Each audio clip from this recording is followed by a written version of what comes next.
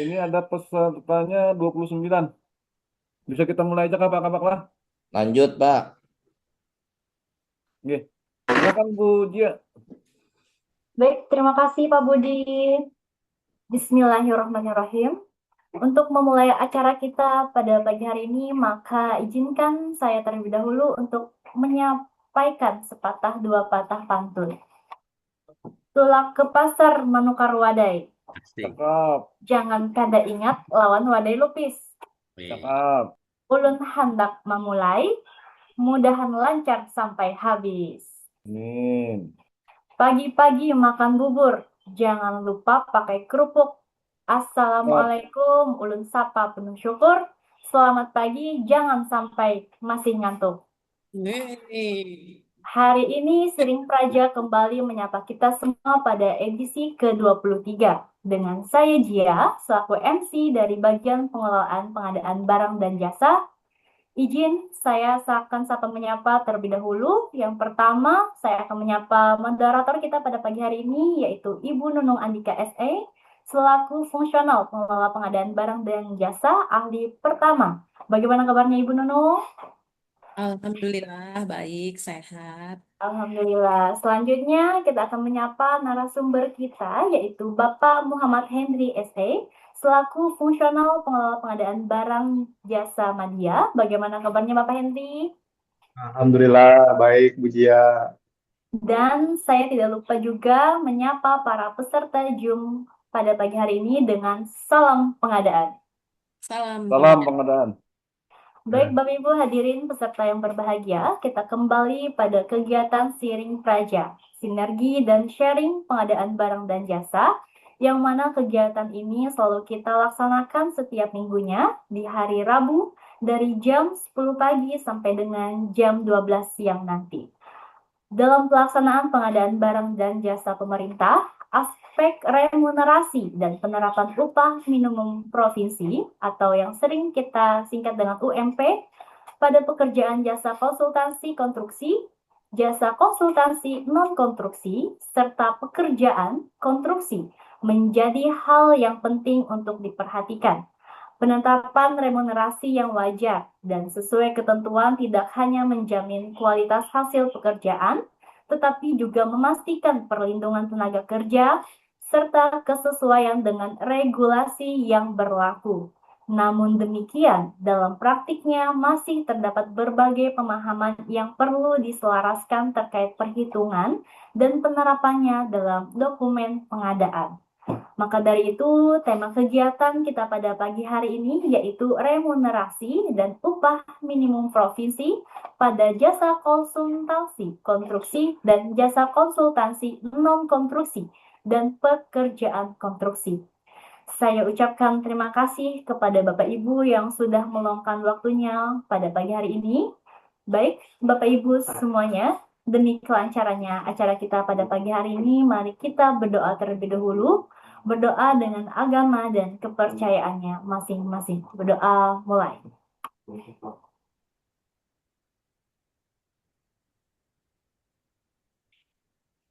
Berdoa selesai.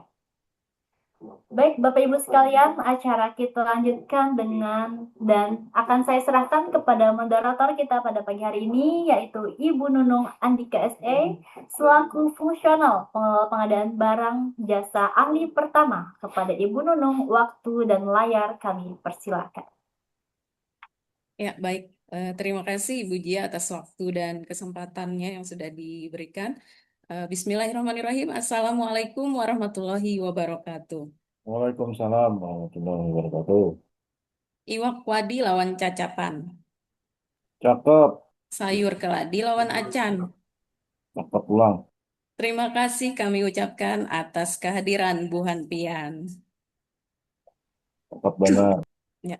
Selamat pagi Bapak Ibu, semoga sehat selalu. Terima kasih sudah bergabung dalam acara Zoom meeting hari ini pada Siring Prajas, Sinergi dan Sharing Pengadaan Barang dan Jasa edisi ke-23. Izinkan saya, Nunung Andika, sebagai moderator hari ini akan membersamai Bapak Ibu selama kurang lebih 2 jam ke depan. Bapak Ibu, sebelum kita masuk ke acara inti, kita dengarkan dulu arahan dari Kepala Bagian Pengelolaan Pengadaan Barang dan Jasa, Bapak Hernalpi Patria Dharma SIP. Pada Bapak dipersilahkan. Baik, terima kasih Bu Nunung sebagai moderator. Assalamualaikum warahmatullahi wabarakatuh. Waalaikumsalam. Eh, yang ulun hormati pelaksana kegiatan Siring Praja yang rutin dilaksanakan oleh Biro PBJ, kawan-kawan peserta yang hadir hari ini. Yang paling utama Pak Moderator ini Pak Henry, fungsional Madya PBJ yang hari ini bersedia untuk menyampaikan materi yang telah disiapkan. Mungkin masih nuansa Lebaran, ulun ucapkan mohon maaf lahir batin untuk semua yang hadir pada Jum hari ini. Yang seperti disampaikan oleh Pak Budi tadi, ini kegiatan yang dilaksanakan setiap hari Rabu oleh Biro PBJ. Mungkin kemarin kita karena ada libur, jadi ada libur juga untuk Siring Praja.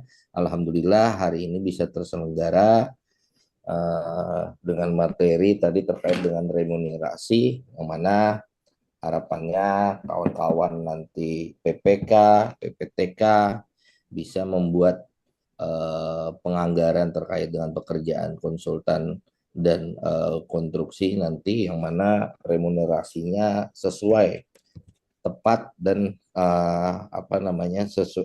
wajar sesuai dengan ketentuan, sehingga tidak ada yang dirugikan dalam pekerjaan nantinya, apalagi ini terkait dengan pendapatan dari kawan-kawan yang bekerja dan keuangan negara pun tidak ada yang disalahgunakan.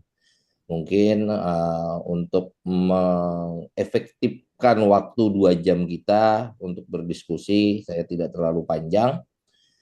Semoga kegiatan berjalan lancar dan menjadi nilai ibadah buat kita semua, berkah bagi yang mendengar maupun yang menyampaikan. Selanjutnya mungkin ulun serahkan ke moderator untuk dilanjutkan sesuai dengan jadwal yang telah ditentukan. Terima kasih. Wassalamualaikum warahmatullahi wabarakatuh. Waalaikumsalam warahmatullahi warahmatullahi wabarakatuh. wabarakatuh. Terima kasih Pak Kabak sudah menyampaikan pengantarnya. Baik Bapak Ibu, pada hari ini adalah hari yang berbahagia ya, karena hari ini bertepatan dengan tanggal yang ditunggu-tunggu setiap bulannya. Ya. Yaitu hari ini kita bertemu di hari Rabu tanggal 1 April 2026. Ini adalah sesi pertama Siring Praja setelah libur panjang cuti bersama. Masih dalam suasana Lebaran seperti yang disampaikan Pak Kabak tadi. Untuk itu mohon izin saya mewakili pimpinan serta seluruh karyawan-karyawati Biro Pengadaan Barang dan Jasa mengucapkan Selamat Hari Raya Idul Fitri 1447 Hijriah. Taqabbalallahu minna wa minkum, siyamana wa siyamakum, minal aidin wal faizin, mohon maaf lahir dan batin. Baik Bapak Ibu yang kami hormati, dalam edisi kali ini kami akan menghadirkan narasumber spesial dari Biro PBJ. Beliau adalah salah satu high quality talent of Biro Pengadaan Barang dan Jasa. Beliau adalah fungsional pengadaan barang dan jasa ahli Madya. Beliau ini tergolong berusia muda, tapi jabatannya sudah Madya. Suatu pencapaian yang luar biasa. Saya adalah salah satu fans beliau. Dan ini tema yang akan disampaikan adalah remunerasi dan UMP pada jasa konsultansi konstruksi, jasa konsultansi non-konstruksi, dan pada pekerjaan konstruksi. Baik, tanpa berlama-lama, kita langsung persilahkan kepada Bapak Muhammad Henry SE, CPSP, untuk menjelaskan paparannya pada hari ini. Mungkin kita beri waktu sekitar 20 menit ya Pak Henry, cukup ya? Ya, insya Allah cukup. Kalau karena kelebihan disagur aja Bu Nono. Oh iya, iya. Siap. Ya, monggo silahkan. Langsung saja Pak Henry. Terima kasih Bu Nunung, Bu Jia, dan Pak Alpi, Pak Budi juga sudah memberikan kesempatan kepada ulun. Assalamualaikum warahmatullahi wabarakatuh. Waalaikumsalam. Tinggi. Karena nang lain sudah bepantunan, empat bepantun boleh juga Bu Nunung lah. Boleh. Sok, Burung merpati terbang ke awan, cakep, hinggap tumat di atas dahan. cakep. Upah adil jadi harapan, agar hidup layak sabarataan. Eh, Woi, cakep, cakep. Tinggal dutingan aja pantunnya lah, karena pantunnya habis. eh. Tinggi, alhamdulillah yang pertama ulun ucapkan kepada Allah Subhanahu wa taala karena akhirnya kita bisa memulai lagi untuk acara Siring Praja hari ini. Ulun terima kasih juga kesempatannya pada Pak Budi selaku PSI dari acara Siring Praja atas kepercayaannya untuk menjadi narasumber hari ini. Selamat bergabung juga kepada Pak Kadis atau Kepala Badan atau selaku PA, KPA, baik itu PTK juga, kawan-kawan jabatan fungsional, ASN, PJLP, dan insan PBJ. Terima kasih untuk hadir dan bergabung pada acara Siring Praja hari ini. Ini adalah sharing knowledge yang ulun ketahui. Jadi karena misalkan ada yang buhan pian-pian dirasa dari penyampaian ada yang kurang pas, bisa dipotong aja kada apa dari yang sudah ulun sampaikan. Jadi kita diskusi karena tujuan acara ini kita berdiskusi mencari mana yang bujur gasan Pemprov Kalsel. Jadi kalau ada informasi, kalau pang misalkan ulun informasinya ketinggalan, pian sampaikan aja misalkan ada yang lebih baru. Tinggi, ulun izin share screen.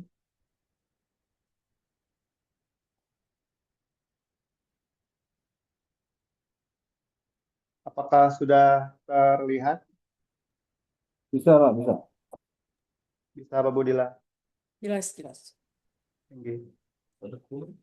Nah, sebujurnya ini sudah sebagian sudah draftnya sudah disiapkan dari bulan September karena Pak Budi waktu itu minta ulun jadi narsum di bulan Oktober ya, tapi karena waktu itu lagi rame, lagi lebih urgentnya masalah PJLP. Nah, jadi semalam tuh PJLP yang diutamakan dulu karena gak masalah orang banyak Pak Budi lah.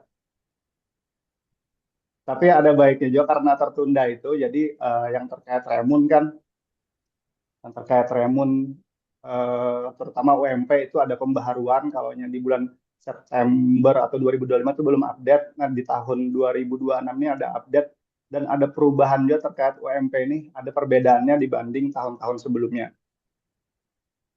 Oke, ulun lanjut.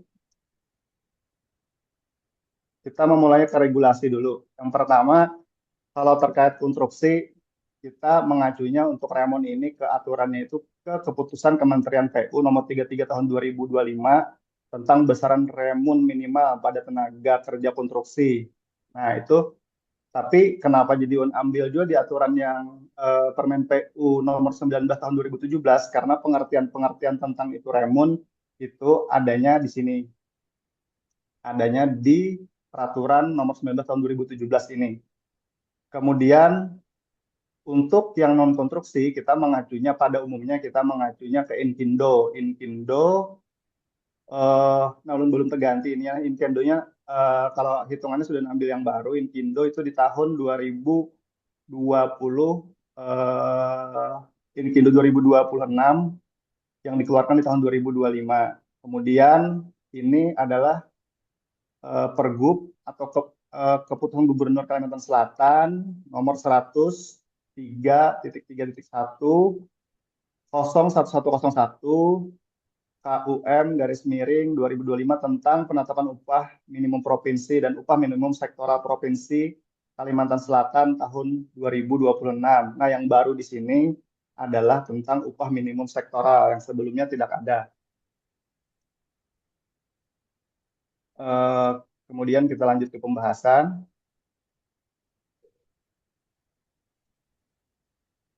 Di sini ulun menjabarkan dulu terkait kalau misalkan ada kawan yang hanya tahu apa itu tentang remun, tentang itu OMP, di sini ada pengertian yang jadi ulun ambil tadi dari Permen PUPR 19 2017.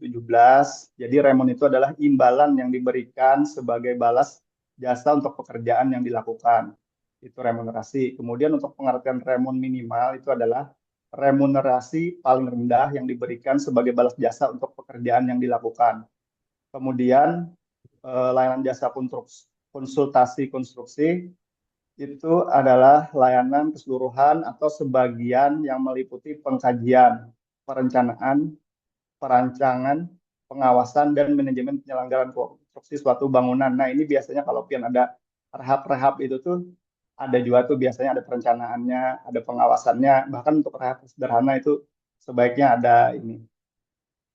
Kemudian ada lagi pengertian jenjang ahli jabatan, penggolongan profesi dan keahlian kerja orang perseorangan di bidang jasa konstruksi menurut tingkat kedalaman kompetensi dan kemampuan profesi dan keahlian. Kemudian ada lagi sertifikat kompetensi kerja, itu tanda bukti pengakuan kompetensi tenaga kerja konstruksi. Nah, kalau jenjang nomor 4 ini, jenjang ahli jabatan ini ada, kalau kayak di kita Japung itu ada ahli pertama, muda, madya. Nah, kalau di konstruksi itu ada muda, ada madya, ada utama. Nah, kayak itu jenjangnya ada yang jenjang kayak kita di Japung pertama itu ada.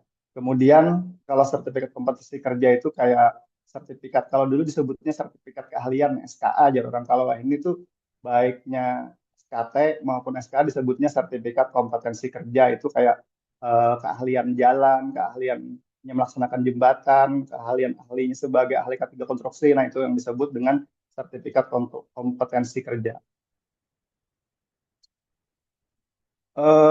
Kemudian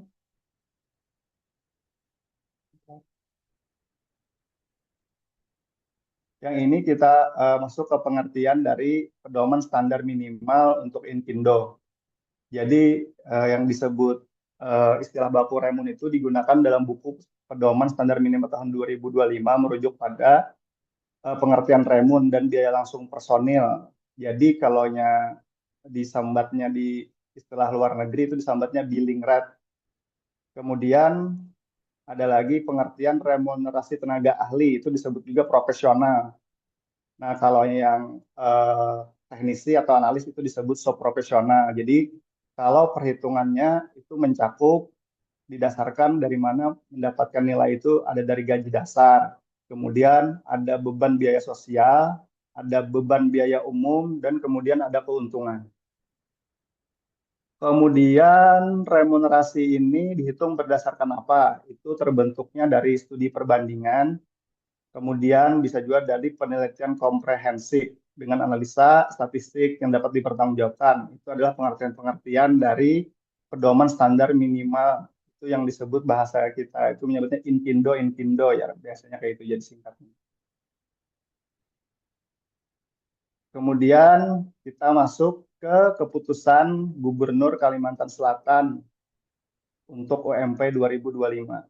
Nah, di sini untuk tahun ini pada tahun 2026 itu nilainya Rp3.725.000. Nah, itu untuk upah minimumnya. Habis itu yang sekarang yang baru itu ada upah minimum sektoral Provinsi Kalimantan Selatan. Di sini dibagi menjadi 6 sektor. Tentunya kalau sudah ada sektor ini, artinya lebih tinggi daripada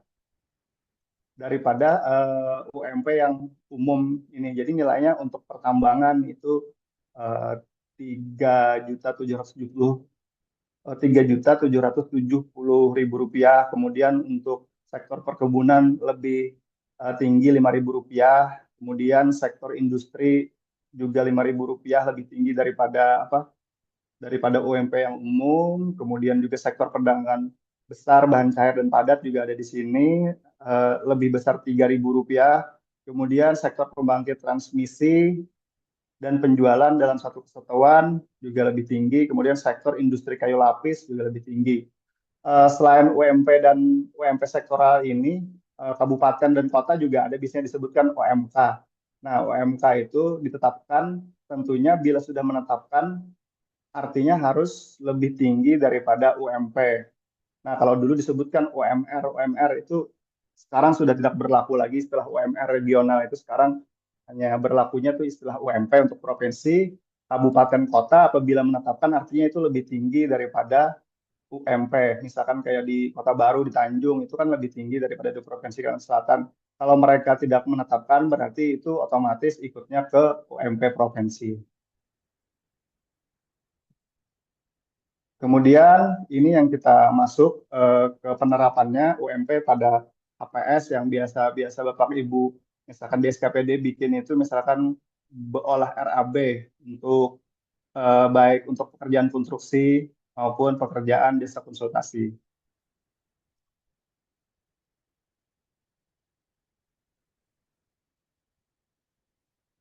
Ini kita mulai dulu dari penerapan UMP dalam pembuatan HPS pada pekerjaan konstruksi. Nah, di sini ulun ambil dari salah satu ada contoh pekerjaan yang pernah ulun tangani. Di sini ulun berikan namanya contoh daftar harga satuan upah dan bahan. Ini pada poin A ini ulun potong hanya terdiri dari upah-upah saja. Kemudian ini adalah UMP Kalsel. UMP Kalsel itu 3.725.000 rupiah tadi.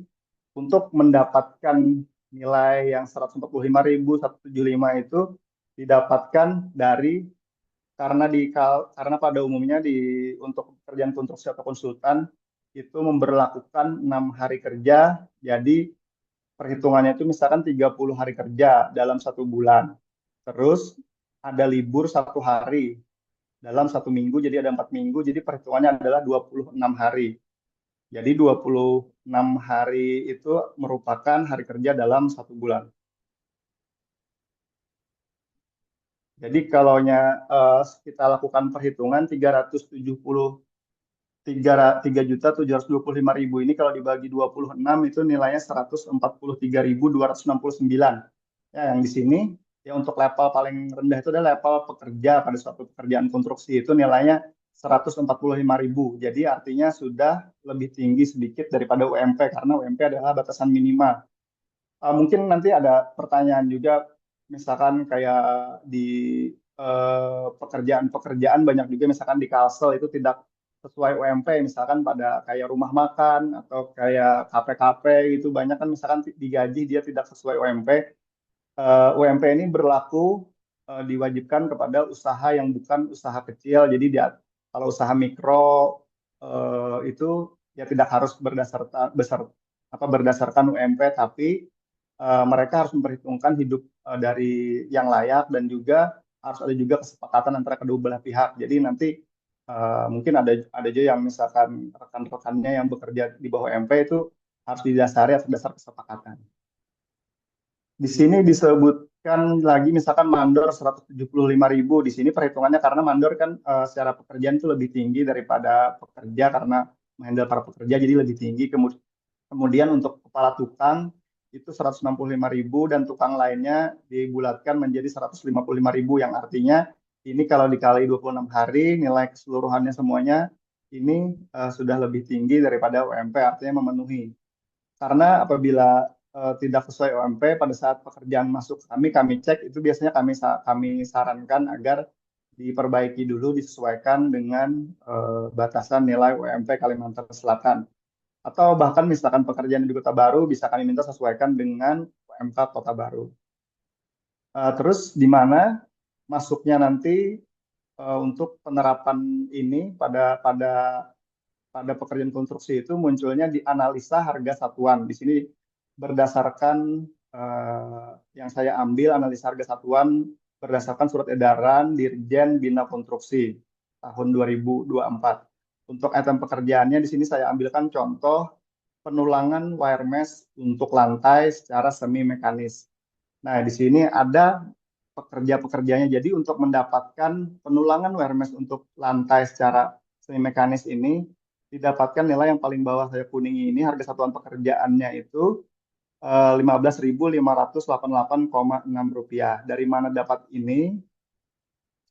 Ini nanti muncul di RAB. Dapat ini didapatkan dari perpaduan antara tenaga, bahan, dan peralatan. Nah, kita fokus ke tenaga sesuai bahasan hari ini. Ini ada pekerja dibayar 145.000. Ini ada perhitungan koefisiennya. Ini koefisien ini sudah ada, tidak perlu kita bahas karena ini sudah ada berdasarkan analisa harga satuan berdasarkan Dirjen Bina Konstruksi tadi. Jadi untuk pekerja 145 sampai dengan mandor 175 didapatlah jumlah harga dikalikan, kemudian digabungkan antara tenaga, bahan, dan peralatan, ditambahkan juga biaya umum dan keuntungan 15% dan nilai maksimal, didapatlah nilai ini. Jadi ini adalah penerapan UMP dalam pembuatan HPS pada pekerjaan konstruksi. Kemudian kita akan masuk ke penerapan UMP dalam pembuatan HPS pada jasa konsultasi konstruksi. Jadi di sini kalau jasa konsultasi kita utamanya itu adalah sebenarnya tenaga ahli. Di sini ada tim leader, arsitek, ahli ketiga. Ini adalah contoh saja Bapak Ibu dari paket yang pernah saya kerjakan. Saya ambil yang sederhana. Di sini misalkan tim leader dia dinilai berdasarkan pendidikannya, terus sertifikat keahlian dan pengalamannya. Itu nanti akan kita bahas mungkin di slide berikutnya. Tapi kita fokus di mana penerapan UMP ini munculnya pada HPS, jasa konsultansi konstruksi, itu muncul di tim pendukung. Tim pendukung di sini adalah yang mendukung dari tenaga ahli pada pekerjaan jasa konsultasi konstruksi, baik itu perencanaan, baik itu pengawasan, baik itu kajian. Di sini ada 5 tim pendukungnya. Ada administrator, operator komputer, drafter, surveyor, dan cost estimator. Di sini nilainya semuanya lebih tinggi daripada UMP tadi, artinya sudah benar secara perhitungan. Jadi sudah lebih besar daripada 3.725.000. Kemudian kita akan masuk ke perhitungan remunerasi.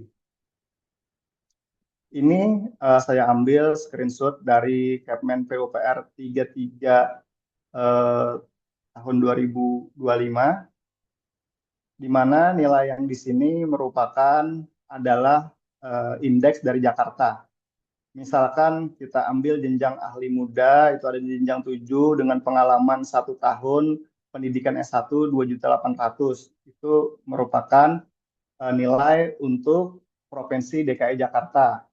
Sedangkan untuk Provinsi Kalimantan Selatan itu secara indeksnya ada di 0,987. Jadi nilai dari 21.800.000 rupiah ini nanti harus dikalikan dulu ke 0,987 ini. Kemudian ini saya ada dari dapat rekan saya yang melakukan perhitungan, Pak Muhyiddin Artaham. Saya minta fotokan screenshotnya. Kemudian ini adalah sudah ada penyesuaian Kalsel Index. Yang di sini yang 21.800.000 tadi ini setelah dikalikan indeks yang 0,987. Jadi yang di sebelah sini sudah dikalikan semua. Nilainya sudah disesuaikan, jadi tinggal diambil saja untuk sesuai jenjang ahli muda, ahli madya, dan ahli utama. Kalau S2-nya ada di sebelah sini, ini S3 sebelah sini ini sengaja tidak dihapus dulu antara yang belum disesuaikan dengan indeks dan yang sudah disesuaikan agar terlihat perbedaannya. Kemudian ini adalah contoh penerapan Remun dalam pembuatan HPS jasa konsultansi konstruksi. Ini seperti yang sebelumnya tadi, yang pada paket konstruksi tadi, untuk tenaga ahlinya sudah sama. Jadi kita contoh misalkan di sini sarjana S1 dengan ahli madya teknik, dengan keahlian ahli madya teknik sipil dengan pengalaman 2 tahun, nilainya 26.846.400 rupiah. Kita cek ke atas, jadi S1 ahli madya pengalaman 2 tahun. Kita balik lagi di sini, kita masuk ke yang warna abu-abu ini, ahli madya di sini 2 tahun, artinya di garis yang ini S2,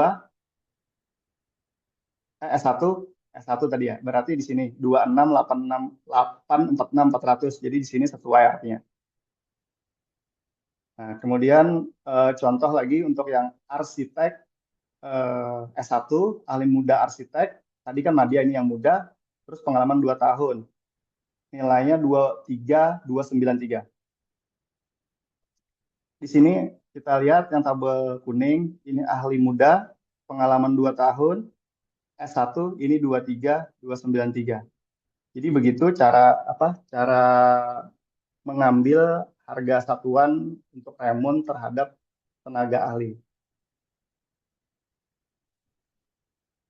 Kemudian kita masuk untuk ke billing rate Inkindo. Ini diambil dari remun billing rate-nya juga berdasarkan Inkindo 2026. Jadi cara memperhitungkannya juga sama seperti tadi. Oh, mohon maaf Bapak Ibu, ini saya screenshotnya belum saya ganti, tapi untuk filenya semua file-file yang ada baik itu regulasi maupun perhitungannya sudah ada, saya serahkan dengan Pak Budi, nanti bisa di-download di sana, ambil billing rate-nya. Jadi acuannya dari sana ini, tapi kurang lebih aja nilainya dari yang tahun 2026. Ini adalah billing rate untuk Provinsi Jakarta. Cara menggunakannya sama dengan konstruksi tadi. Jadi untuk yang Kalsel ada perbedaan indeks berdasarkan Indo yang merupakan yang dasar yang kami ambil untuk jasa konsultasi non-konstruksi. Jadi biasanya ini secara perhitungan lebih besar daripada untuk konstruksi. Untuk nilainya lebih besar yang non-konstruksi ini daripada yang konstruksi. Kemudian ini adalah untuk remunerasi teknisi analis atau subprofesional. Kalau yang tadi adalah profesional, kalau ini yang subprofesional. Jadi bagaimana kita menentukan apakah itu profesional atau non-profesional, di sini ada catatannya, sudah saya screenshot juga. Personel dalam kategori subprofesionalnya adalah asisten tenaga ahli yang berpendidikan S1 yang disetarakan dengan pengalaman tidak lebih dari 2 tahun. Artinya kalau sudah lebih 2 tahun, itu misalkan 3 tahun berarti dia masuk tenaga ahli, artinya profesional, bukan subprofesional lagi. Ini juga bisa dijadikan dasar penilaiannya memang lebih tinggi daripada UMP kalau yang Inkindo ini, tapi yang paling minimal kita kalau misalkan kadang-kadang ada keterbatasan dana, kita ngambilnya jangan sampai lebih rendah daripada UMP. Nah, kemudian karena moderator hari ini orang Islami, saya mencoba mengutip ayat nih dari surah Al-Baqarah ayat 285, sami'na wa ata'na, artinya kami dengar dan kami taat. Karena aturan-aturan dari pemerintahan terkait UMP dan Remon ini merupakan aturan yang harus kita taati karena dari pemerintah, tapi kadangkala dalam penganggarannya kita kurang menganggarkan karena patokannya belum berpatokan kepada regulasi-regulasi, kadang hanya berdasarkan perkiraan, pada akhirnya membayarnya malah di bawah aturan yang sudah ditetapkan. Jadi karena kita bagian dari pemerintahan, tentunya kita harus yang lebih duluan taat terhadap ketentuan yang ditetapkan oleh pemerintah kita sendiri. Dan bahkan kadang juga pada faktanya di lapangan saat penyedia pun melakukan penawaran, mereka itu bisa bahkan sering menawarnya lebih rendah daripada sudah ketentuan. Nah, itu tetapi dalam saat nego itu harus kita benarkan bahwa nilainya tidak boleh lebih rendah daripada sesuai ketentuan. Perkara nanti mereka membayarnya lebih rendah itu urusan di tahapan lain lagi. Artinya kalau saat di tahapan kita harus sudah sesuai dan mentaati apa yang sudah ditetapkan oleh pemerintah. Oke, terima kasih. Itu presentasi dari saya. Untuk selanjutnya saya kembalikan lagi kepada Ibu Nonong selaku moderator. Silakan Ibu Nonong, terima kasih. Ya, baik. Terima kasih Pak Henry. Masya Allah, tadi ada potongan kalimat surah Al-Baqarah ayat 285. Sami'na wa ata'na, yang artinya apa tadi? Kami mendengar dan kami taat. Mendengar itu artinya memahami mungkin ya, bukan sekedar mendengar. Taat itu lebih kepada mematuhi tanpa keberatan. Kira-kira gitu ya Pak Henry ya? Nah, ini lebih bagus penjelasan Pian dari penjelasan Nulul. AI. Oh, iya. Ya, ini paparannya udah selesai. Menarik sekali ya Bapak Ibu di SKPD ini untuk sebagai bahan kepada Bapak Ibu di SKPD untuk menghitung upah atau remun tenaga ahli dalam kaitannya nanti dengan metode yang akan dipakai, misalnya melaksanakannya dengan metode pengadaan langsung atau tender dengan jenis pengadaan jasa konsultansi dan pekerjaan konstruksi. Baik Bapak Ibu, kita masuk ke sesi diskusi. Langsung saja Bapak Ibu yang ada pertanyaan mungkin langsung saja kepada narasumber kita atau bisa juga di kolom chat. Kami persilahkan.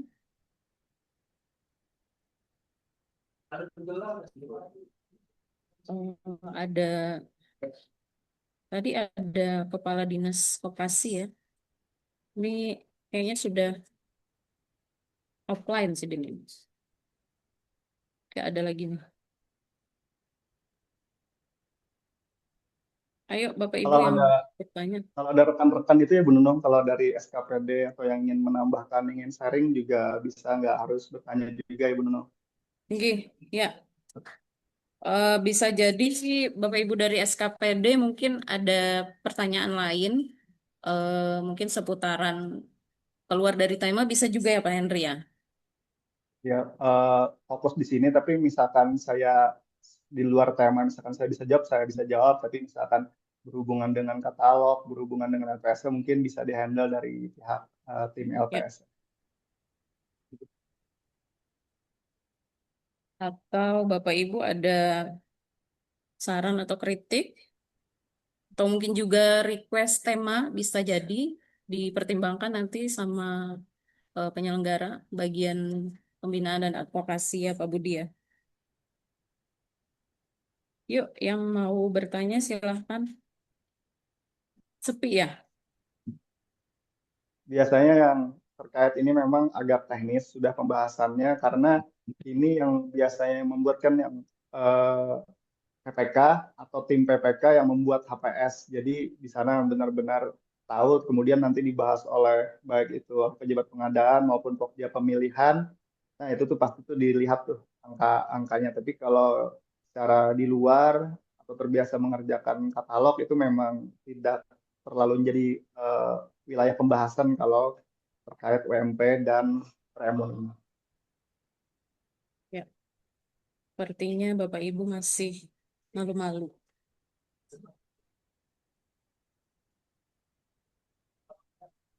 Oh, berarti tabel yang sudah dipaparkan tadi itu Pak Henry itu standar ya? Udah standar. Ya, itu sudah standar. Sebenarnya kita bisa juga menunung kalau kita mau melakukan perhitungan sendiri. Tapi kita eh, kalau secara individu atau dinas masing-masing harus dapat mempertanggungjawabkannya berdasarkan kajian tadi, itu yang mungkin agak berat. Atau ada di beberapa daerah juga mereka yang membuat perhitungan tersendiri, misalkan remunnya tersendiri, terutama untuk remun itu tersendiri, untuk tenaga ahli itu ada perhitungan sendiri juga di beberapa daerah tertentu itu. Jadi mengacunya tidak serta-merta, karena yang tapi tentunya kalau yang harus mengacu ke situ, alangkah baiknya lebih lebih tinggi, karena itu kan adalah remunerasi minimal. Minimal artinya nilai yang paling kecil yang harus diterima oleh tenaga ahli. Tapi mungkin kembali kepada ketersediaan anggaran mungkin ya di DPA. Ya. Nah, Ya. ya itu yang harus harus tentunya kita benarkan. Tentunya saat kita mau melaksanakan pekerjaan, baik itu pekerjaan konstruksi maupun konsultan, itu dari awal itu sudah harus berdasarkan perhitungan atas dasar baik itu OMP, remun, harga bahan. eh, jadi artinya pekerjaannya dulu baru disediakan uangnya, kalau ya karena pada umumnya di di pemerintah daerah Konoha itu kan misalkan diserahkan duit dulu baru dicukup-cukupannya, itu yang kadang yang tidak cukup. Harusnya inilah seperti yang disampaikan Pak Kabak tadi, agar mulai dari penganggaran jadi tertib, itu bukan pada saat persiapan pemilihan atau pada saat pemilihan, jadi sudah tertib, sudah taat terhadap ketentuan itu dari mulai proses penganggaran. Jadi kalau yang dari penganggaran sudah taat, tidak ada lagi insya Allah muncul keterbatasan anggaran. Ya, jadi akhirnya kembali ke ketersediaan anggaran ya, Pak Yandri ya. Iya, Tentunya seperti itu. Eh, apa lagi tadi ya?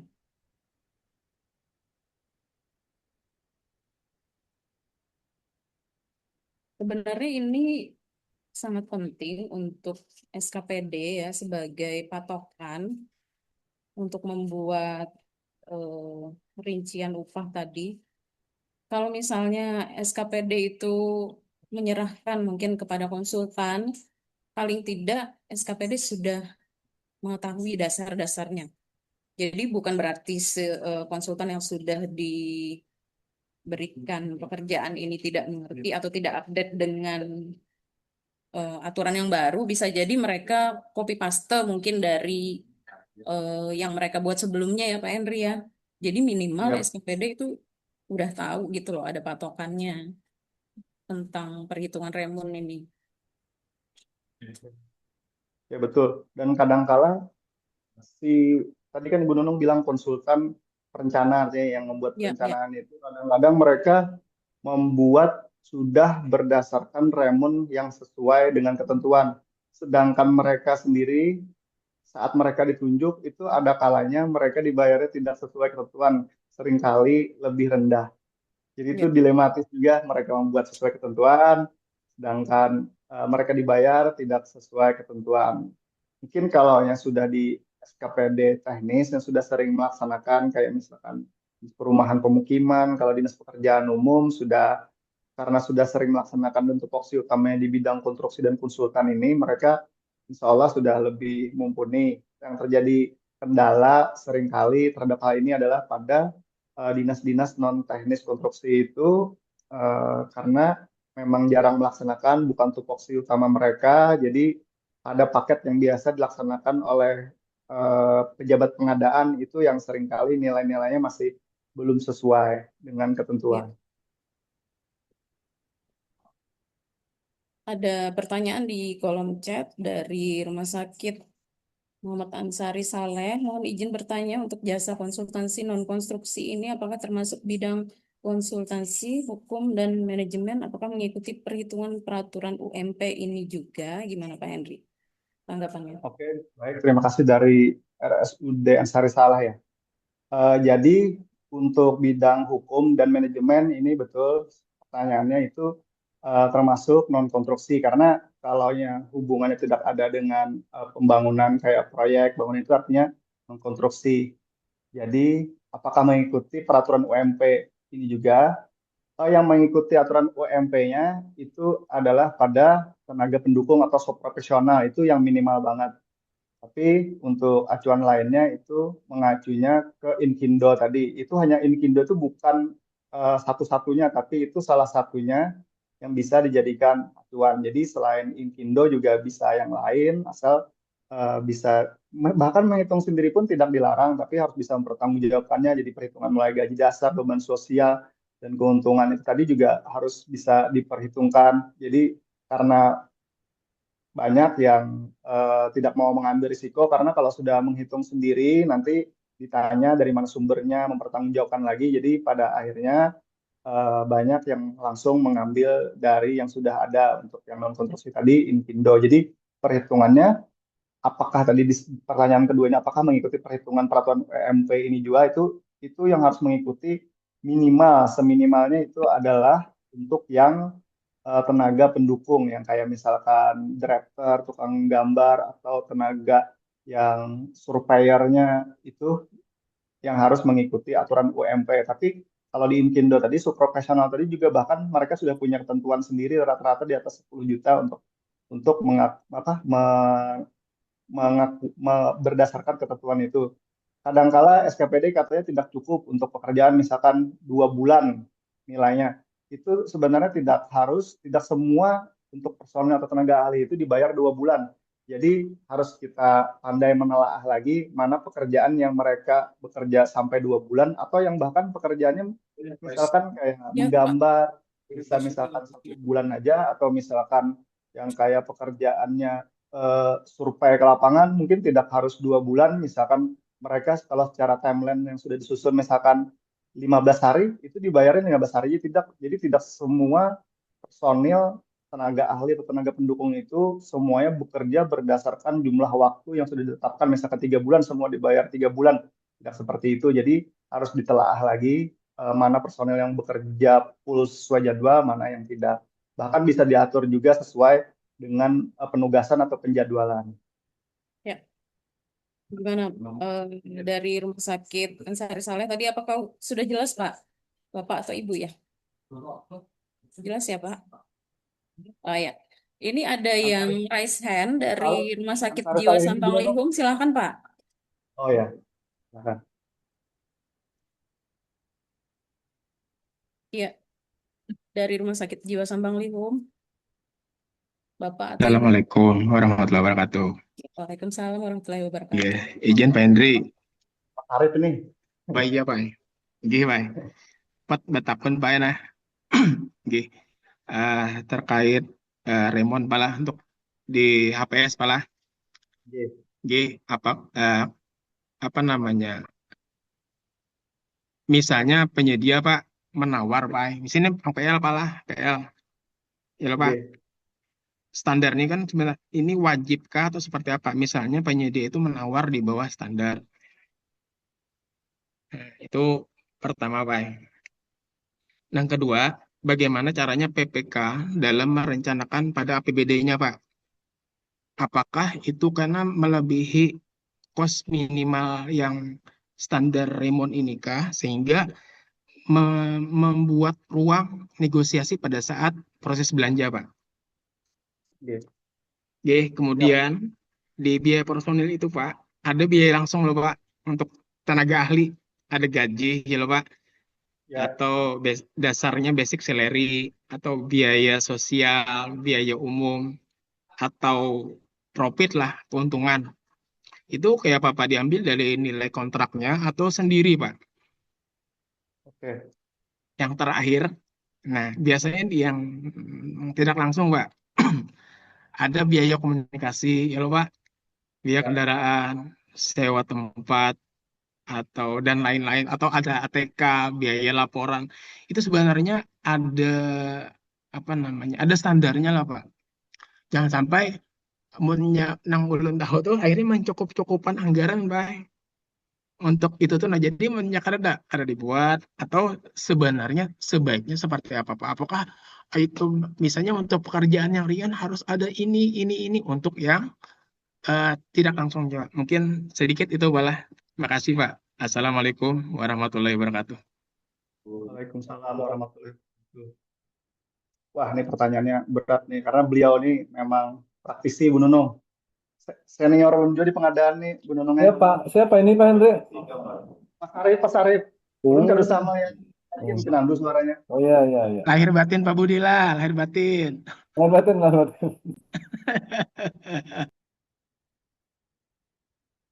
Langsung jawab Pak Bu Nunung. Ya, silakan Pak Henry. Ini Pak Syarif ya tadi. Pak Arif atau Pak Syarif? Pak Sarif. Nggak kelihatan nih penampakan Sidin ini. Nah, Karena kenal orang akan menampilkan muka lagi sih. Oh iya. nah iya, Mbah iya dah. Baik. Open kamera kak baik kalau Mas Sarif nih. Ada web hagen lo. Nggak FH nih. Oke, kalau ulun catat tadi ada 4 pertanyaan yang ada pertanyaan Bang Pak Sarif ini sebujurnya kayak diskusi aja, tapi bisa mentes juga sih. Ada 4 pertanyaan, ada 4 yang kita diskusikan, karena punya ada yang kurang Pak Sarif lah dari yang apa sudah kita diskusikan, yang sampaikan lagi. Misalkan mencegah lebih rendah tadi Pak Sarif lah kalau mereka menawar itulah. Nah, jadi kalau inya menawar itu sebujurnya itu karena lebih rendah atau lebih tinggi, karena aturannya ini bebas bisa dilihat oleh penyedia maupun oleh PPK atau siapa saja orang umum pun bisa melihat aturannya ini. Jadi sudah ada pedomannya. Jadi saat kita syaratkan misalkan ahli muda teknik jalan dengan pengalaman 1 tahun, itu artinya ahli muda, jenjang muda, pendidikan S1 teknik, itu sudah dihargai semua kan dengan pengalaman 1 tahun. Artinya semuanya sudah melihat tuh, sudah tahu berapa nilainya.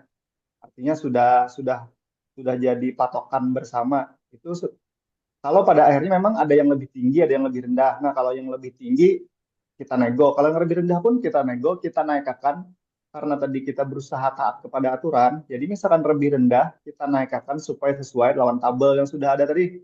Jadi pada akhirnya kan berlebih tuh Pak Sarip lah nilai apa? Nilai penawaran itu. Nah, karena jadi lebih itu pada akhirnya harus kita kurangi dari item-item yang lain. Yang kayak pertanyaan nomor 4 tadi, biaya langsung non personil dari komunikasi, dari sewa gedung, dari biaya laporan. Nah, dikurangi dari situ bilanya karena yang kalau diambil lagi, jadi dari situ utamakan jangan diambil dari biaya yang lain. Kecuali yang lain ternyata ada yang ketinggian, nah jadi kan kayak subsidi dari yang kekurangan tadi dari situ untuk mengambil. Jadi sebujurnya karena ada istilah yang lebih rendah untuk tenaga ahli, yang mungkin bisa lebih rendah itu di biaya tenaga pendukung, karena biaya tenaga pendukung itu ada yang patokannya benar-benar dari UMP atau UMK, ada juga yang patokannya itu dari kayak Inkindo misalkan, kayak drafter di Inkindo kan rata-rata di Inkindo tenaga pendukung itu rata-rata 10 juta habis. Kadang-kadang itu memang berat diterapkan untuk di Kalsel ini karena anggarannya banyak berdasarkan UMP ya untuk tenaga pendukung. Nah, di situ yang mungkin terdapat perbedaan. Tapi kalau untuk tenaga ahli, insya Allah harusnya ada terdapat perbedaan lagi bila sama-sama berpatokannya ke patokan yang sama. Apalagi kalau di dokumen itu sudah kita sebutkan dasar penentuan misalkan tenaga ahli dari Kepmen PU 33 2025. Habis itu tenaga pendukung minimalnya kita ambil dari eh, UMP. Nah, itu sudah patokan minimal sudah dapat di situ. Apakah boleh lebih? Sebujurnya boleh boleh lebih, tapi kalau penyedia itu menawar lebihnya harus menyampaikan eh, apa namanya? Yang kayak diaudit oleh keuangan dari kantor akuntan publik. Nah, dan rata-rata itu tuh kita harus klarifikasi, itu agak sulit dipertanggungjawabkan mengkali kita klarifikasi. Kadang-kadang takutnya bisa aja yang menyerahkan itu nukar aja kepada si kantor akuntan publik mengkali diklarifikasi atau malah dipalsukan. Atau bisa juga dibayar lebih tinggi dari ketentuan kontrak yang sebelumnya pernah dibayar lebih tinggi. Tapi untuk yang paling aman kita mengambil berdasarkan tabel itu tadi ya. Nah, terus kemudian tadi yang kedua PPK. PPK tadi apa ya Mas Arif? Supaya apa Ya, jadi Pak, yang tadi? dalam hal merencanakan Pak, perencanaan SKPD Pak. Nah, itu apakah kita merencanakan itu di atas standar rimonnya dulu Pak untuk yang TA nih, yang personel. Jangan di atas itu Mas Arif. Jadi jangan kayak dilebih-lebihkan supaya karena negonya sesuai berturun ke bawah itu. Jadi jangan dilakukan seperti itu. Anda saja sesuai tabel yang sudah ada itu. Bila karena aturannya sama tadi harusnya mengacunya kepada yang sama. Di waktu di tender pun di kami itu awal-awalnya banyak yang terjadi yang kada pas juga, tapi kan seiring waktu berjalan beberapa kali waktu jalan sudah pas saja tuh sesuai aja jadinya pada akhirnya. Jadi mengacu ke tabel itu untuk PPK. Kemudian yang ketiga tadi terkait dengan kajian penetapan beban sosial, gaji dasar atau keuntungan itu sebujurnya diabaikan aja Mas Arief bila kita sudah mengambil ketentuan yang entah dari Inkindo, entah dari Kementerian PU, aduh salah lagi tuh diambil yang perhitungan itu bila bila perusahaan yang menyampaikan itu bisa perusahaan menyampaikan itu, yang ada menyampaikan pun kada apa-apa aja menyampaikan itu, atau bila pihak menghitung seorang nah pihak berdasarkan ketentuan itu, jadi abaikan aja itu sebagai PPK atau PP bila sudah mengambil berdasarkan ketentuan Kemen PU atau Inkindo tadi. Kemudian yang terakhir ada komunikasi dan apa biaya langsung non personil BLNP yang kayak komunikasi dan sewa itu ada juga sarif ketentuan-ketentuannya. Kalau yang kayak di Inkindo itu jelas sudah ada juga tuh menentukan berapa nilainya. Tapi sebaiknya juga itu berdasarkan harga pasar di sini. Itu kan lebih nyaman kita karena tiap daerah itu beda-beda ketentuan berapa harga-harganya. Nah, atau misalkan kayak komunikasi sebujurnya atau kayak sewa laptop. Sebujurnya kalau kayak sudah konsultan kayak gitu tuh misalkan anggarannya, apalagi anggarannya sudah mepet, dihapus aja itu kada apa-apa juga kan, kayak biaya komunikasi kan murah aja juga, sudah itu rata-rata orang pakai HP pakai wifi juga. Habis itu kayak misalkan eh yang kayak apa tadi, yang kayak komputer atau printer kan diisi aja juga sudah, itu tuh adalah yang tawar di kan bisa dibuat lagi, misalkan memang sudah umum aja kan, si konsultan-konsultan itu kan alat-alat tenaga tempur rubuhannya lah, atau tempur rubuhannya geseran begawi. Jadi kawannya itu dikurang-kurangi, misalkan bukan tian kekurangan anggaran untuk membayar personil dalam penganggarannya. Kayak apa, Pak Sarip, adakah masukan dari Ulun Pian? respon sebuting aja Pak responnya. Nggih, terkait tadi Pian sudah sampaikan 533 Pak malah eh Permen 33 33 ya. tahun 2025 loh Pak tentang besaran remon malah. Iya loh Pak. Nah, Oke. dengan spare-nya adalah Inkendo tahun 2026. Itu Jadi non kontak. untuk kita di SKPD ini pemerintahan, apakah diarahkan kemana dulu atau memang senyaman kita memilih saja Pak? Karena memang pertama, seperti yang Bapak sampaikan tadi, terkait yang biaya pendukung ya Pak, tenaga ahli teknis atau tenaga pendukung tuh, kalau di Inkendo, dia mengikut di Remon Pak. Kalau di 33 ulun belum belum baca lagi Bang Pai. Oke, apakah memang kita diberikan kebebasan aja Pak? Artinya nih kalau memang yang terjadi audit pun kita punya argumen sendiri. Jadi sebaiknya untuk pemilihan 33 ini dengan Inkindo itu sebaiknya yang mana Pak? Jadi Pak Sarip, kalau yang Inkindo itu kita ambil untuk pekerjaan yang non konstruksi, Oh, yang kada berhubungan dengan konstruksi Inkindo. Kalau untuk yang berhubungan non konstruksi, kita ambil patokannya dari Kepmen PUPR 33. Jadi bila hubungannya pembangunan gedung, pengawasan gedung, perencanaan, nah itu ambil yang dari Kementerian PU, Kepmen PU 33.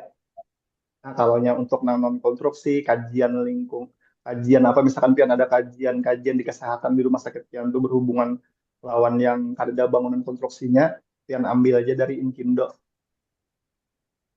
oke siap. Makasih Pak. Sudah jelas benar Pak. Oke, Assalamualaikum warahmatullahi wabarakatuh. Assalamualaikum warahmatullahi wabarakatuh. Arif.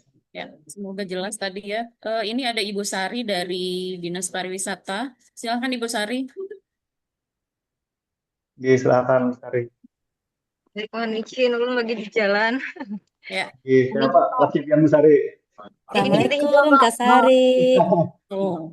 Kak Sari, Assalamualaikum. Salam. Hai. Mohon izin Pak, reunian kita. Pak, ini kan ulun hanya saja nih pengadaan IO untuk PL. Jadi kemarin dari Pak Muhyiddin disarankan untuk PL karena di e-purchasing itu tidak ada untuk jasa IO. Nah, ini ulun pertama kali untuk IO yang jasa PL, yang PL ini. Yang kemarin tuh ada pertanyaan dari beberapa kawan yang mengajukan untuk pengadaan langsung, yaitu terkait dengan untuk pembayaran IO ini.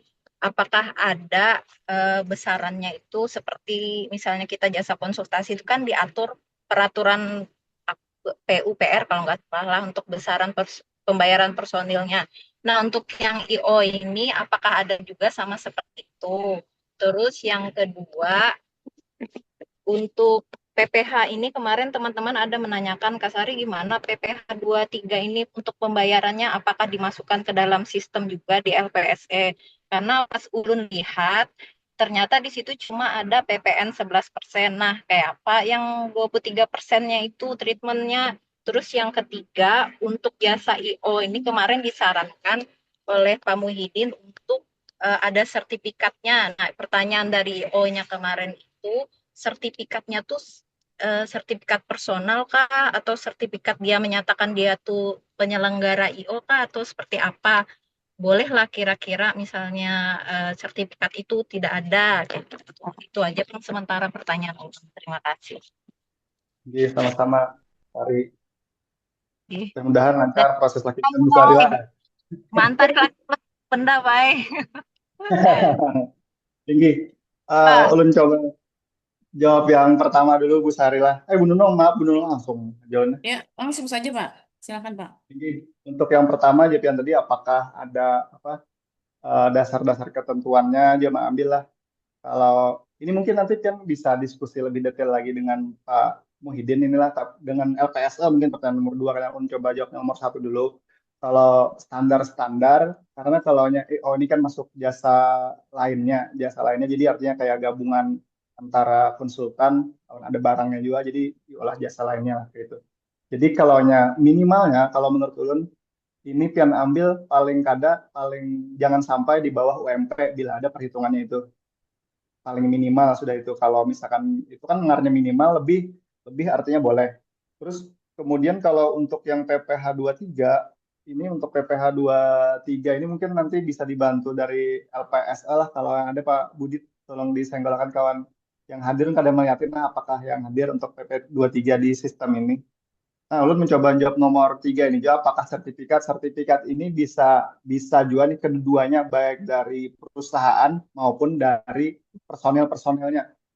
Itu biasanya umum aja Bu, apalagi kalau misalkan pian takuni pernah ada sertifikat apa yang dimiliki oleh perusahaan bahwa dia itu memiliki kompetensi atau kualifikasi yang mampu bahwa beliau itu mampu untuk melaksanakan suatu kegiatan atau event itu atau personel-personel yang ditugaskannya itu kadang banyak juga tuh bahwa pernah memiliki sertifikat kompetensi apa, nah itu lebih lebih bagus lagi kalau ada. Nah untuk detailnya ulun bisa pian detailkan lagi takuni lagi ke non Pak Muhyiddin ulun takutnya apa yang ulun maksud dengan yang disampaikan Pak Muhyiddin ada perbedaan karena tapi secara garis besar sih jawaban ulun kayak itu Bu Sari.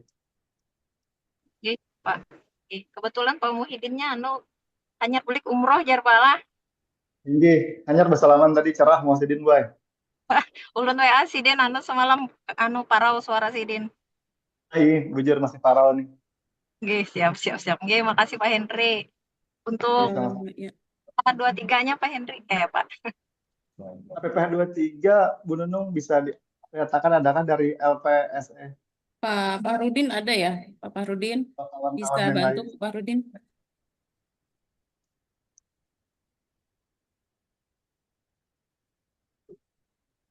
Pak Rudin tadi ada.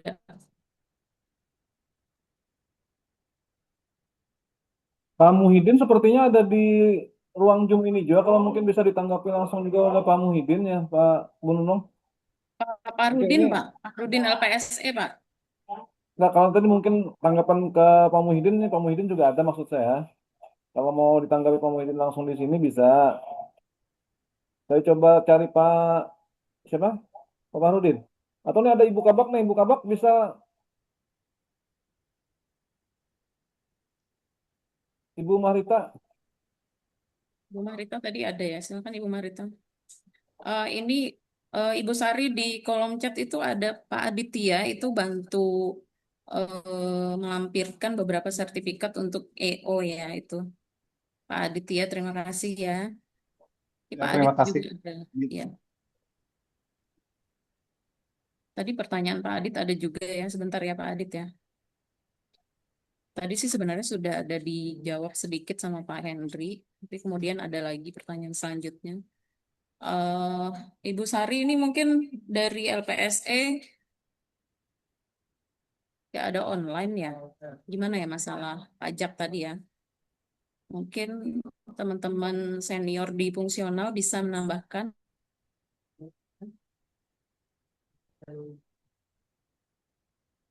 Karena menunya itu Bu Nunung kalau terkait pajak karena kita kadang megang sebagai bendahara, sebagai PPK, kadang takutnya kurang pas gitu Ya. ya.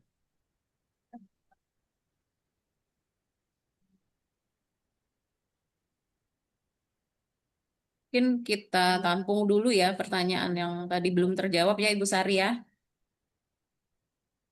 Ya, nanti mungkin Pak bisa. Farudin ada tuh sepertinya Bu Nunung. Pak Farudin. Pak Farudin tadi sudah disenggol-senggol mana ya? Pak Farudin. Lagi ke toilet bisa. Oke, ditampung aja dulu. Nanti mungkin Pak Farudin bisa jelaskan Bu ya.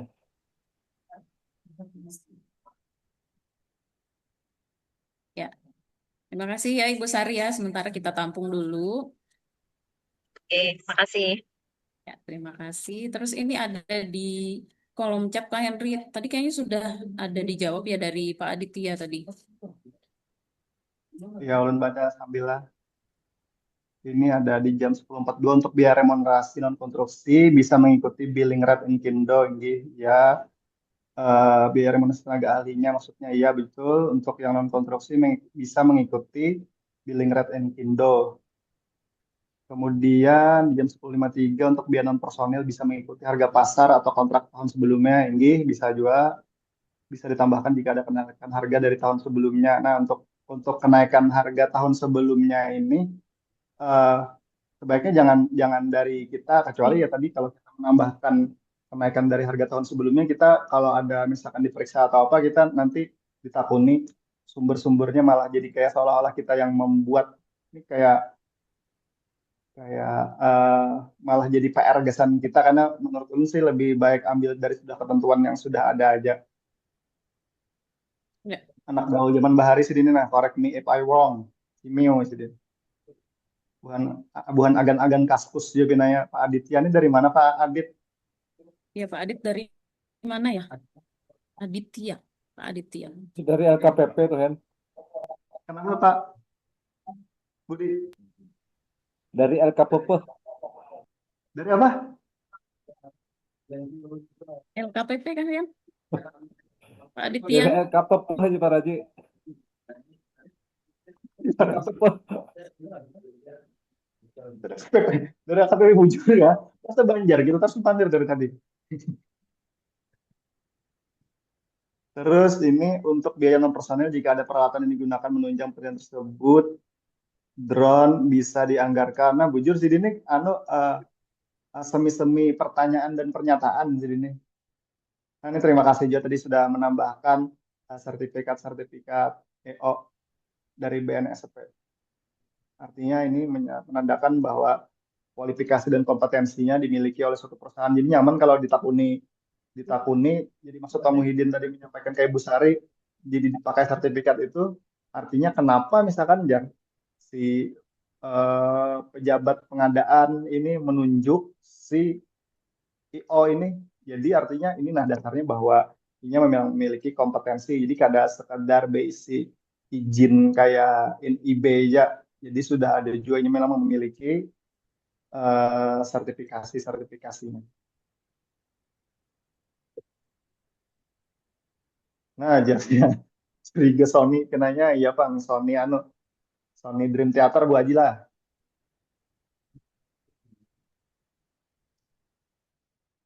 Ini Pak Aditya tadi dari mana Pak Budi? Dari tadi sih kan. Dari dulu ya? Ya. Buhan Pene Aditya ini buhan apa tuh? Buhan Dream Theater ya.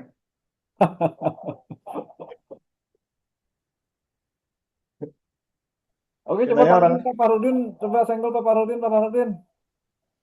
Pak Farudin monitor. Oke, siap. Izin, Nah, Pak kalau Budi. Ya. silakan tadi Bu Sari atau Bu Nunung bisa menyampaikan ke Pak Farudin. Oke, ada pertanyaan apa, Pak? Apa tadi Bu Pak Sari, Henry? Bu Sari Dispar tadi ya? Bu, silakan Bu, silakan Bu. 3 Udin. Bu Sari boleh ulang lagi Bu Sari ke Pak. Malah Mungkin Pak, ini kan ada dari pertanyaan teman-teman di kantor. Untuk PPh 23 jasa IO, bagaimana perhitungannya? Apakah dimasukkan ke dalam LPSE atau bagaimana? Setelah ulun melihat, ternyata di situ ada PPN 11%. Nah, itu bagaimana Pak treatmentnya Pak? Yang Izin, Bu. PPh 23. Ini itu pakai pengadaan langsung atau tender Kak Bu? Pian Bu? Atau bukan pakai katalog? Pengadaan langsung. Jadi sebenarnya kalau di e-purchasing kan ada loh Pak jasa IO aja Pak. betul, kalau untuk e-purchasing EO memang belum ada Bu fiturnya. Selama ini memang lagi dikunci karena memang kalau untuk EO tuh kada cocok untuk pakai katalog dengan metode negosiasi. Karena kita kadang mungkin si penyedianya itu tahu kan paket yang kita ingin kerjakan terus ditayangkan di katalog. Nah, rencananya memang LKPP maunya EO itu nanti pakai mini kompetisi. Jadi ibu yang mengajukan yang namanya apa produk apa yang hendak pian beli nanti ditawar oleh si EO melalui mini kompetisi. Jadi untuk saat ini katalog memang belum bisa untuk EO ya Bapak Ibu.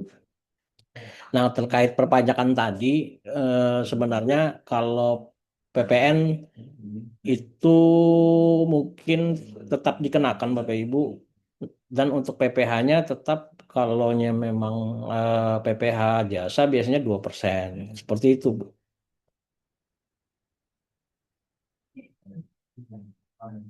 Kalau di LPSE-nya itu kada di input lah Pak yang PPh 23-nya atau Oh, di iya. mana? Jadi gini Bu ya, kalau pada saat pengajuan, pada saat tender atau non tender itu memang PPh itu kada perlu dimasukkan. Karena PPh itu melekat ke si penyedianya Bu nanti. Yang dikenakan pada saat penyusunan HPS itu biasanya itu PPN-nya saja. Nah, sedangkan PPh-nya itu nanti kewajiban si penyedianya. Namun untuk pemungutannya tetap dilakukan oleh bendahara. Karena yang wajib pungut untuk PPN dan PPh itu adalah bendahara. Tapi diperhitungkan itu setelah di PPN-kan. Dia itu dimasukkan di dalam penawaran. Seperti itu, Bu. Jadi nanti di bendahara lagi Pak lah gitu. Manu untuk PPh 23-nya lah. Iya, PPh 23-nya nanti bendahara yang memungut. Kan biasanya produknya misalkan 1 juta, kena PPN misalkan 110.000 contoh. Otomatis kan tinggal menjadi 8.900 89.000 890 juta. Tunggu, kalau 1 juta PPN-nya kan 110. Otomatis yang dibayar yang dipungut itu nanti setelah dipotong PPN, misalkan PPN-nya 110 berarti 890.000. Nah, 890.000 itulah nanti dikalikan 2%, Bapak Ibu. Oke, siap-siap. Oke, Pak, clear, Pak. Ya, Kasih. jadi itu yang memungut nanti bendahara ya Bu ya. Bukan si penyedianya nanti yang memungut, tapi dipotong langsung oleh bendahara nanti yang diterima oleh penyedia itu setelah dipotong PPN plus PPh-nya. Oke, siap-siap. Oke, terima kasih, Pak. Oke, sama-sama Bu. Lanjut. Ya, semoga jelas ya Ibu Sari ya. Terima kasih, Pak Udi. Terima kasih. Ya, terima kasih kembali Ibu Sari. Selanjutnya ada pertanyaan lagi Bapak Ibu silahkan. Pak Udin, hari ini hijau aja lah Pak Udin. Hijau Pak, hijau.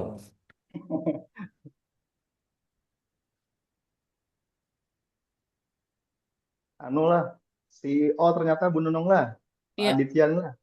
CEO yang menyamar. Bukan dinasti Zhang lah. Ya. Ya mungkin Pak Aditya mungkin ada yang ditambahkan ya. Silakan Pak Aditya. Boleh sharing Pak. Anak bawa ayam kan bisa juga sini.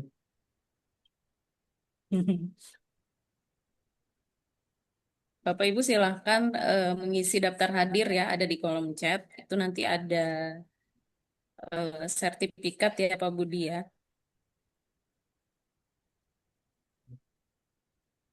Pak Budi. Pak Budi Ya, mana? ya, betul, Nunung. Itu sertifikatnya gimana Pak Budi? Di link ya? Iya, di link tree yang biasa kita bagikan di undangan biasanya.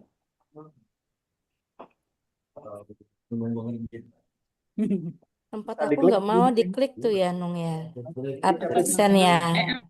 Pak, ya Ibu Peri, apa Ibu Peri? Absennya nggak mau Bisa diklik kok. ya. Bisa. Bisa kok. Iya. Mama Bu Farida nggak bisa juga diklik, Bu. Iya. Bisa ya. Pak Budi nggak bisa katanya Pak Budi. Kita tolong Pak Budi. Dangnya dulu lah.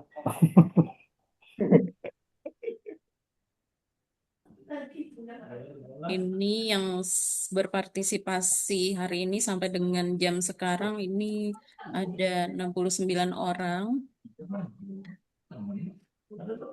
Nah, absennya kada kawa, jar. Izin Bu Nunung menambahkan sedikit terkait RUP Silakan bisa. Pak, silakan. Mumpung di forum ini kami informasikan kepada teman-teman SKPD untuk per tanggal kemarin sampai dengan tanggal hari ini itu RUP memang kami kunci Bapak Ibu karena ini penarikan data 100% input RUP dari MSCP MSC KPA ya. KPK ya.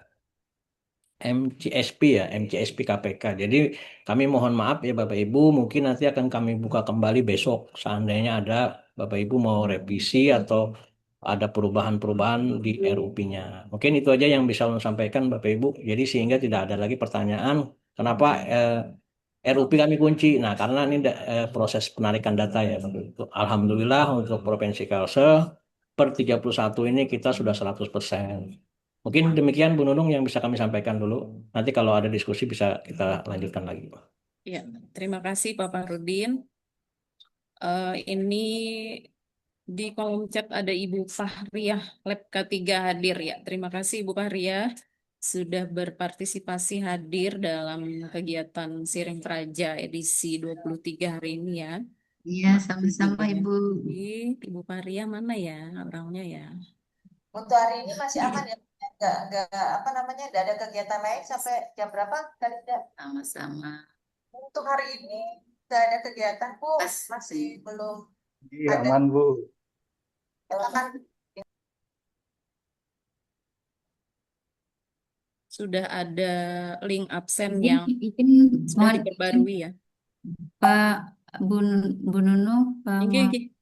Inggi, ini apa namanya sehubungan dengan mungkin beda dengan topik yang kita bicarakan ya. Ini kan ada rencana belanja modal. Ya, lanjut Bu. Termute ya. Suaranya termute. Ibu Fahriah tadi ya. Moodnya belum ya sudah dibuka. Ya. Terima kasih. Begini Ibu, rencana lab ketiga ini ada belanja modal. Bolehkah kami mengajukan kayak pendampingan gitu? Boleh dari misalnya inspektorat kah, dari manakah gitu. Nah, mohon masukannya. Terima kasih. Belanja modal. Mungkin langsung Pak Henry aja ya. Silakan Pak Henry. Boleh. Mungkin nanti bisa ditambahkan Pak Budi nih selaku Kasubag Advokasi. Ulun bertakun dulu Bu, belanja modalnya berupa apa, konstruksi kah, barang kah, terus nilainya berapa Bu? Oh, ini belanja modal itu rencana alat-alat laboratorium, Pak. Alat lab ini Ini nilainya berapa Bu? lumayan mahal, Pak. Itu antara berapa ya? Eh, ada yang jutaan, ada yang sampai di atas 100 juta gitu, Pak. Kalau total semuanya berapa Bu untuk yang alat lab ini Bu? Nah, sebentar mengambil anu dulu. Oke. Ya, monggo silakan Bu.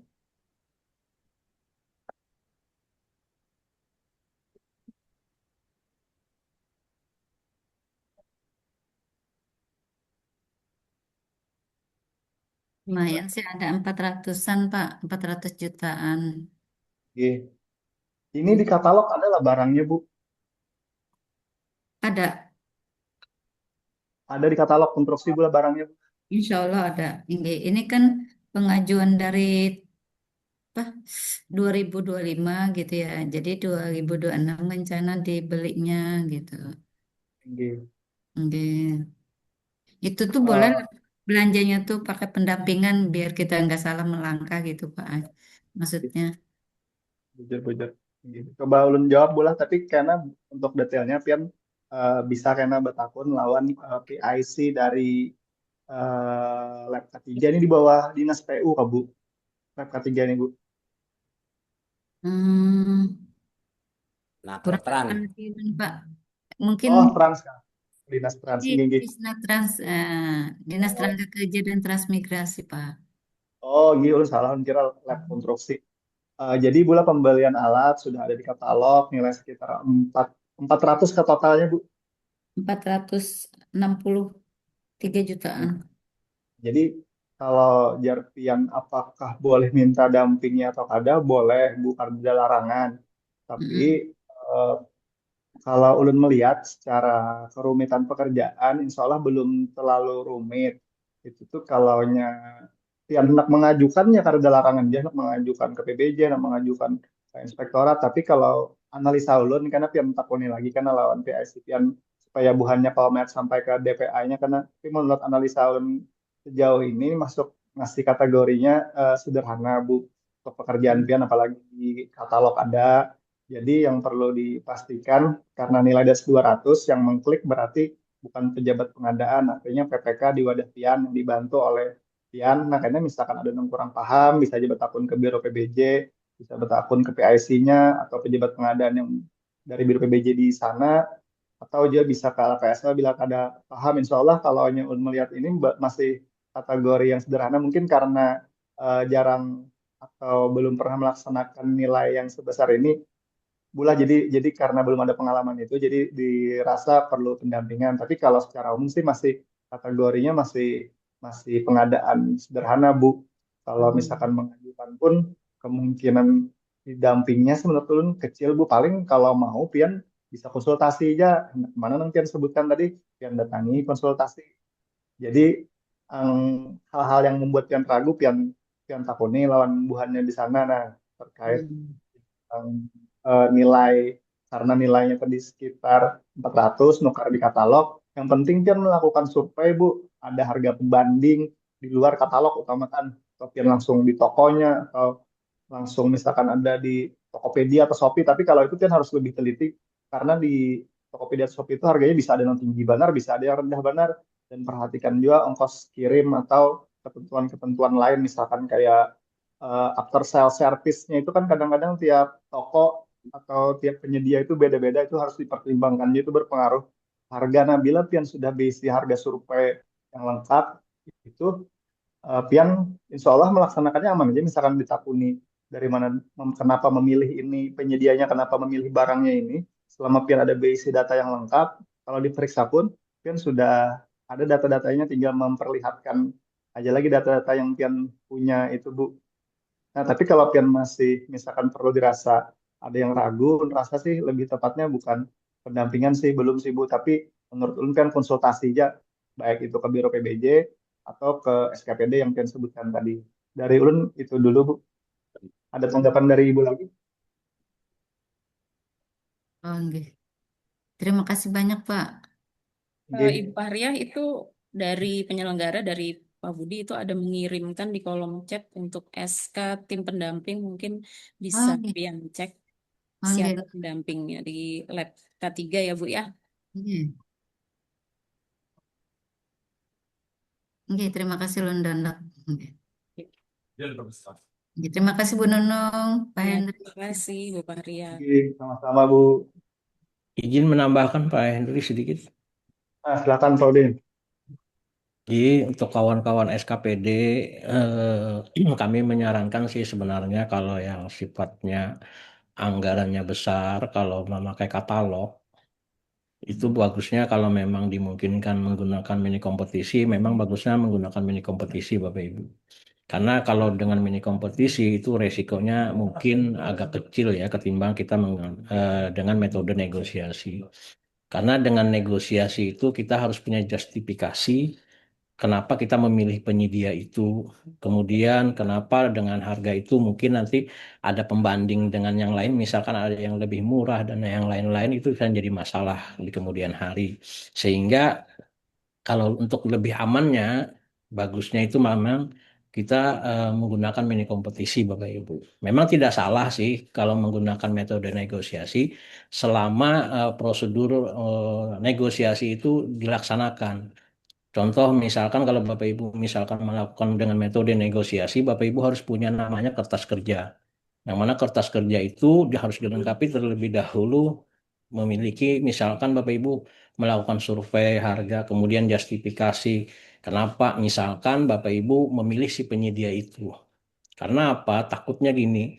Contoh Bapak Ibu kalau misalkan beli barang di Shopee, Bapak Ibu kan mencari mencari penyedianya itu biasanya mencari barang yang lebih murah dulu. Sebenarnya kan di katalog versi 6 tuh sudah disediakan fitur pencarian.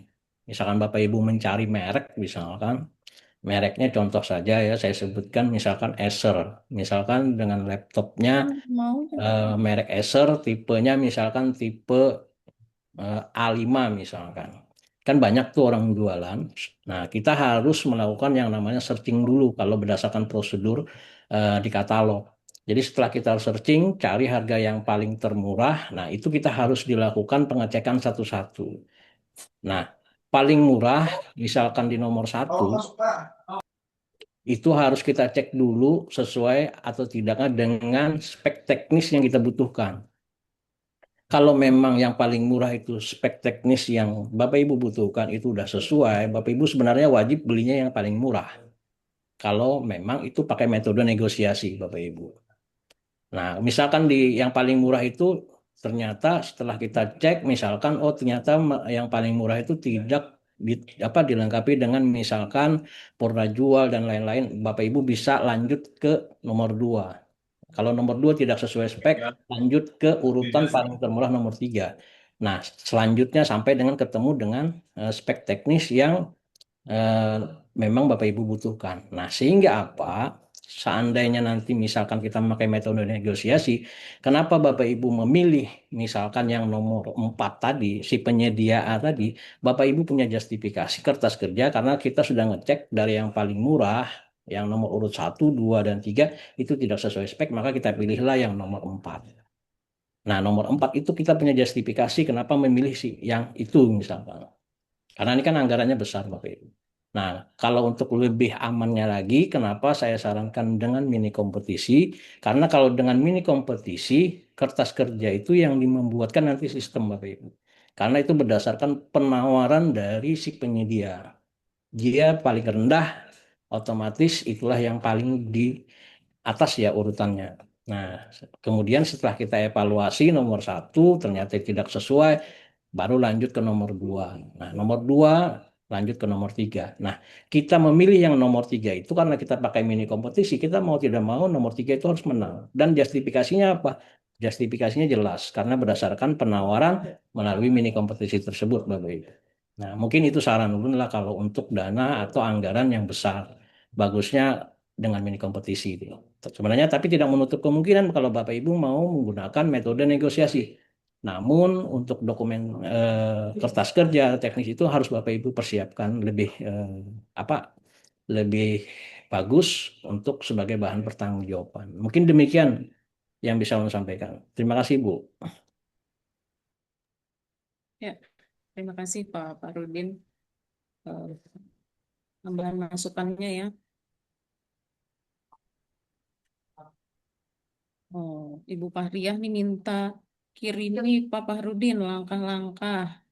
Mungkin Pak Aditya bisa juga nanti mengirimkan langkah-langkahnya. Berapa langkah tuh Pak Aditya ya? Kirimkan Pak Ditya Pak Rudin. Oke, nanti saya kirim slide-nya. Ini dari LKPP nanti saya kirim. Jadi maksudnya ya Ibu Kalau Fahriah bisa dilakukan dengan metode purchasing, dengan nego bisa, dengan apa tadi mini kompetisi bisa ya Pak ya. Tapi lebih aman dengan mini kompetisi ya Pak Farudin ya. Betul, Bu Nunung. Oke. Jadi maksudnya Gimana Ibu Fahriah? ada yang dari beberapa macam katakanlah pembelian tadi, nah yang paling mungkin paling aman mungkin mini kompetensi tadi ya Pak ya. Oke, Betul, Bu. Kalau Bapak Ibu mau menggunakan katalog. oke, oke, oke. Mohon dikirimi Pak. Terima kasih. Nggih. Oke, nanti saya kirim Bu ya slide dari LKPP terkait prosedur baik itu pengadaan langsung dengan negosiasi maupun dengan mini kompetisi. Nggih. Kayak Pak Muhammad tadi bisa langsung download. Nggih, terima kasih. Ya, ada lagi Bapak Ibu. Ini absen ya, bermasalah ini ya. Pak Budi, gimana nih Pak Budi? Absen. Ya, ini ulun informasikan untuk absen. Kalau ulun lihat di stemnya, semua bisa, sebagian bisa absen, gitu loh.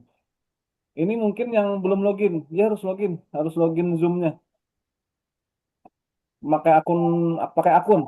Jadi kalau yang loginnya kada pakai login, mungkin nggak bisa absen. Jadi ibu yang Harus tidak login ya. login dengan akun Zoom-nya, dia tidak bisa absen. Dia harus login dengan akun Zoom. Karena sebagian ulun lihat nih yang sudah masuk sudah banyak, sudah bisa absen. Termasuk Pak Henry sudah absen nih kayaknya ya. Nah, itu bisa masuk. Yang lain-lain juga, teman-teman SKPD yang lain sudah sebagian ada yang bisa masuk. Jadi yang belum bisa masuk, mungkin logout dulu dari akun Zoom-nya, masuk lagi, kemudian nanti saya ulang kirim untuk link Zoom yang terakhir. Link absen maksudnya. Oh, ya untuk Ibu siapa tadi yang dari lab K3, terkait dengan tim pendamping Bu ya. Nah, dari Biro PBJ sendiri sebenarnya sudah menetapkan Bu nama-nama tim pendamping eh, apa dari JFPBJ yang ada di Biro PBJ. Jadi silahkan Ibu yang sudah saya share SK pendamping yang dari Biro PBJ itu nanti bisa menghubungi kontaknya Bu. Di situ kan juga ada nomor teleponnya, atau kalau mau Ibu langsung ke Biro PBJ bisa. Nah, kalau mau nanti eh, terkait dengan paket pekerjaan Ibu bisa langsung berkonsultasi dengan PIC-nya aja langsung. Begitu Bu, siapa tadi ya dari lab ketiga ya? Bu Fahria ya? Ya, ada lagi pertanyaan ini ada di kolom chat. Siap ini siapa ini Pak? Bapak atau Ibu Nupia Rahman? Siap, ya. Siap juga. Siap absen mungkin ya.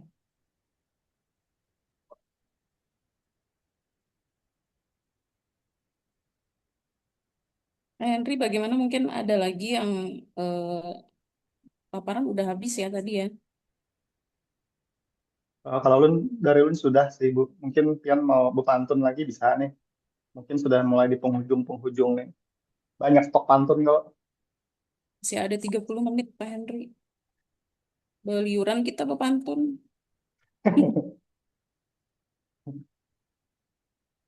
30 menit lagi. Pak Budi? Jam 12 nanti ya. Pak Budi, infonya mungkin SK pendamping itu sudah disebarkan di semua SKPD ya Pak Budi ya?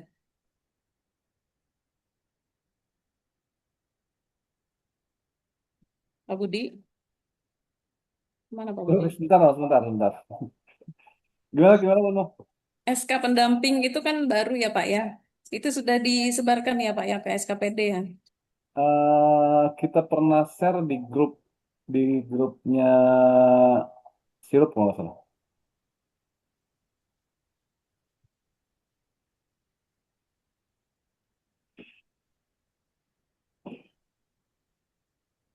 Mohon dikirim lagi link absennya Pak. Oke, ini Ulun Baiki coba cek dulu. Silahkan lanjut dulu Bu Nunung lah. Ada lagi yang bertanya Bapak Ibu, dipersilahkan ini mumpung narsumnya ini high quality talent.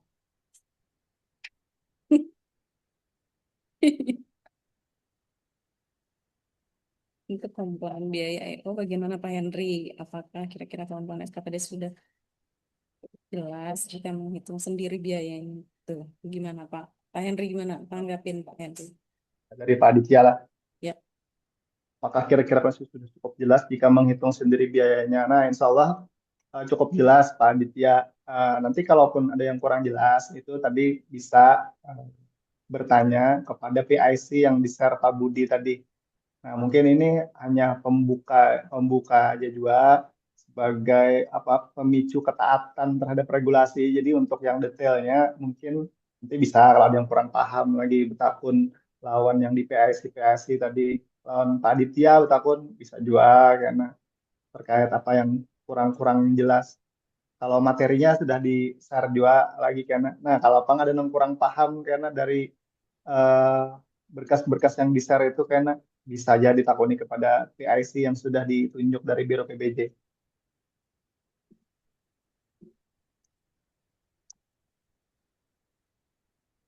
Ya, coba lagi itu ada link absen terbaru yang dikirim Pak Budi. Bapak Ibu dicoba dulu absen di link itu. Dan ini apalagi ya yang kita obrolin ya Pak Henry ya. Apa Pak Budi, enak dipadatkan nggak Jerpian tadi? Oke, gimana Pak Henry? Ya, kayak apa mau dipadatkan ke acara nih? Kayaknya sudah banyak ya. Ada yang bertanya Pak di kolom Masih chat. masih belum Pak Henry, tunggu. Ini banyak pertanyaannya berdudi ini di akhir Pak Henry. Jangan buru-buru, Pian nak berangkat kemana lagi? Ya, ada panggilan lagi. Nah, anak terbang pulang sini dong, Jadi Ini jam terbangnya luar biasa. Merabahan. Izin Pak Henry, itu ada yang bertanya di kolom Oke. chat, Ibu Mailina dari UPTD Lab PSDM. Berapa? Ini coba lunsar lah.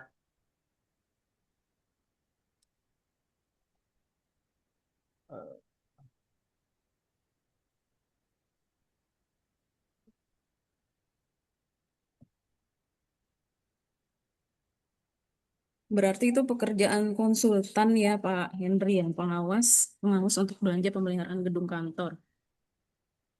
Konsultan konstruksi. Konsultansi konstruksi ya.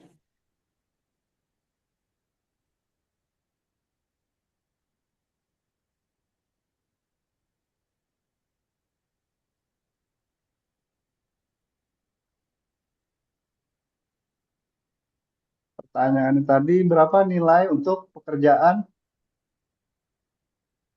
Maaf Bapak Ibu lah, ulun memoto yang di sebelah meja ulun aja nih. Jadi tadi untuk pekerjaan konstruksi nilainya perencanaannya tadi ya Bu Nuno. Ya. Nah jadi di sini ada dari tabel presentasi biaya pembangunan gedung. Nah ini karena ulun share juga kepada Pak Budi. Ini baik untuk di tabel satu ini disebutkan untuk perhitungannya presentasi komponen biaya pembangunan gedung untuk klasifikasi sederhana dan yang ini tidak sederhana. Ulun asumsikannya dari pertanyaan kan yang sederhana lah. Tabel 2 yang tidak sederhana. Jadi untuk yang tabel 1 itu sederhana, untuk perencanaan konstruksi di sini disebutkan di nomor 1 perencanaan konstruksi untuk yang konstruksinya. Jadi kita harus tahu dulu tuh rencana konstruksi. Misalkan dari pagu pian itu kan berarti kalau sudah ada pagu konstruksinya, misalkan sudah tahu cagar bangunan itu berapa nilainya.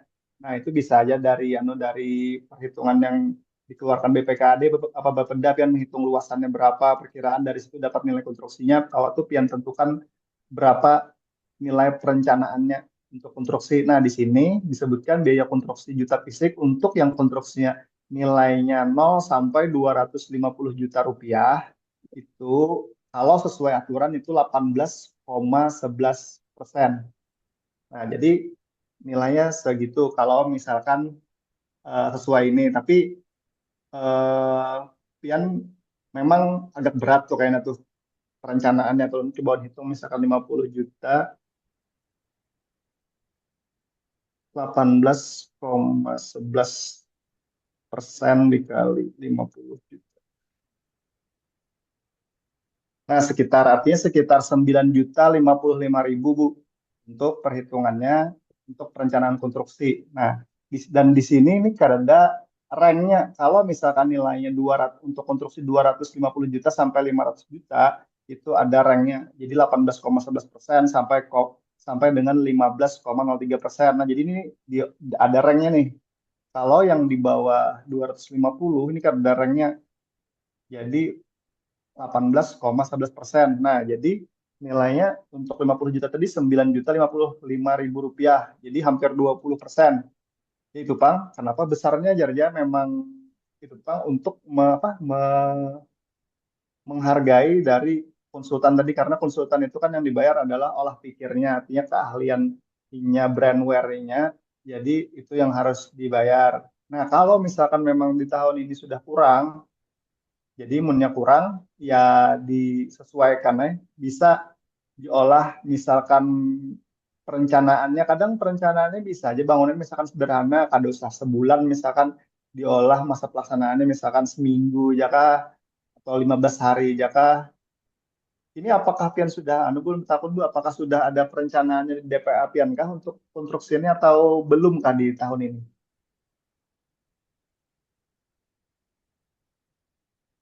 Ibu Mailina mungkin bisa langsung. Oke, misalkan anggaplah misalkan kedada bulan, misalkan kedada lagi, ya ini patokannya. Ini sudah ada juga kami share Bu, kalau kami misalkan ada melaksanakan kayak acara asistensi, kayak misalkan waktu kemarin itu RKA mana DPA diserahkan juga nih tabel komponen biaya perhitungan ini kayak sebagai dasar buhan pian menentukan. Artinya kada kada lagi tuh alasan sebujurnya anggarannya kada cukup. Jadi sebelum melaksanakan ini sudah ada nih patokan-patokannya. Jadi kayak standar harga atau standar biaya masukannya, tapi ini yang berkaitan langsung dengan perencanaan ataupun pembangunan konstruksi. Ya, gimana Ibu Mailina jelas ya?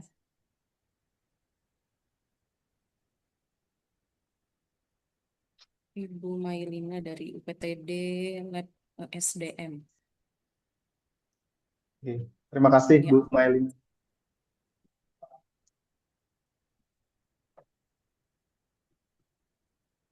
Mau ada informasi dari Pak Fahrudin tadi untuk Ibu Fahriah. Mulai halaman 27 untuk penjelasan belanja katalog ya Ibu Fahriah yang mungkin bisa disimak. Ya, sudah ada kah Bu? Tadi ada dikirim Pak Fahrudin Oh, nggih. filenya di bagian atas-atas tadi Bu.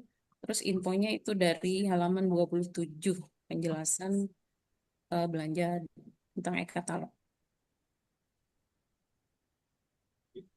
Oke, ulun cari dulu. Nggih, di atas ada ya? Sudah dikirim beliau ya? Sudah tadi. Nggih, terima kasih Bu, Pak. Iya, sama-sama Bu. Mungkin sedikit ulun tambahkan juga karena ini banyak membahas tentang konsultan juga yang perlu diperhatikan juga untuk konsultan ini. Biaya non personil dan biaya personilnya ada ketentuannya, itu pun di Perlem sudah ada juga disebutkannya. Jadi untuk biaya personil ini harus, karena ini gawean konsultan, jadi biaya personil artinya biaya tenaga ahli dan tenaga pendukung itu harus lebih dominan.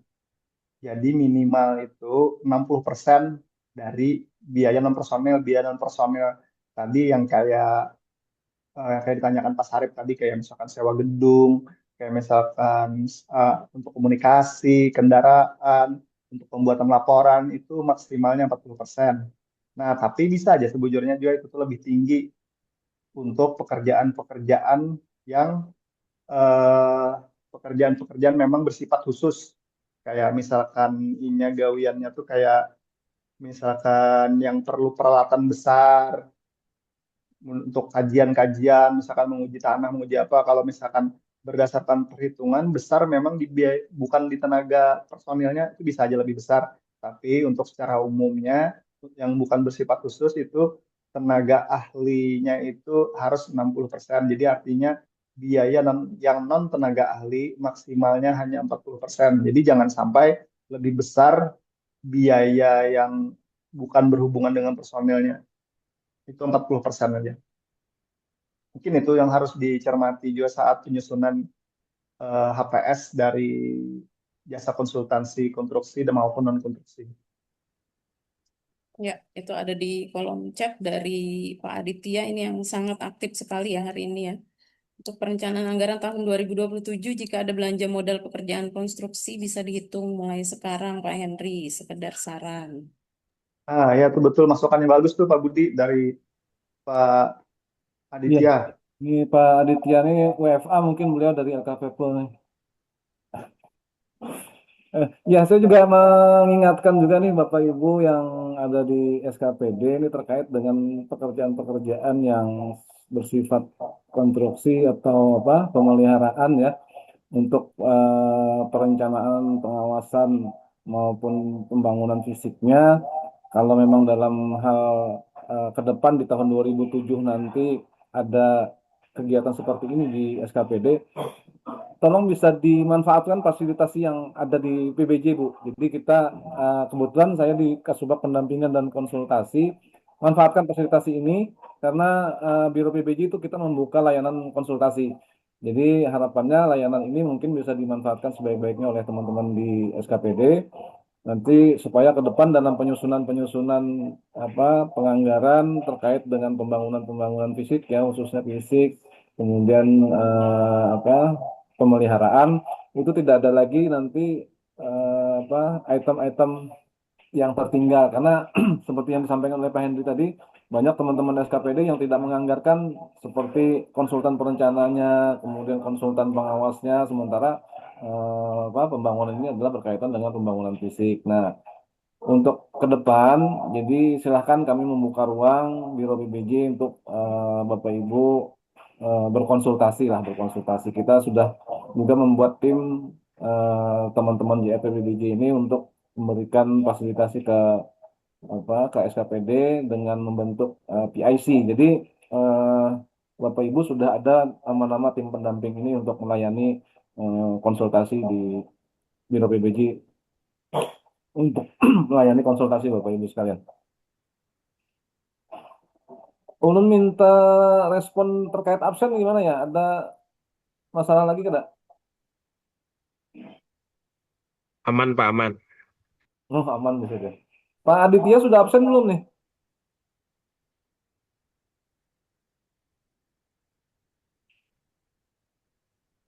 Oh, aman Pak. Terima kasih Pak Aditya. Oke, Ya, silakan dilanjut Bu Nunung. ya untuk absen sudah aman ya. Amin. Belum menambahkan sedikit lagi Bu Nunung lah terkait Ya, tadi silakan. kan yang dibahas kan sambil mengisi waktu nih.